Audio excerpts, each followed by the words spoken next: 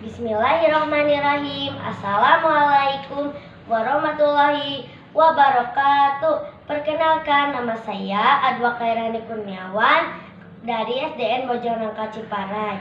Saya akan mempresentasikan buku yang sudah saya baca berjudul Kecerdikan Burung Hudhud.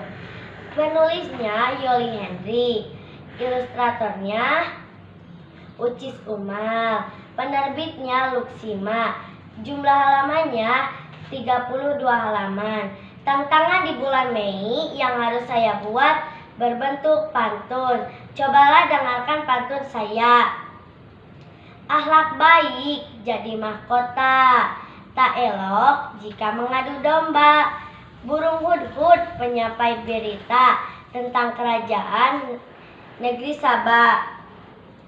Hidup penuh dengan rasa iba, jauhkan hati dari rasa iri. Ratu Bilqis, seorang pemimpin di negeri Sabah, hidup dengan penyembah matahari, memegang pisau untuk mengiris. Jangan gunakan dengan gegabah. Sulaiman mengajak Ratu Bilqis.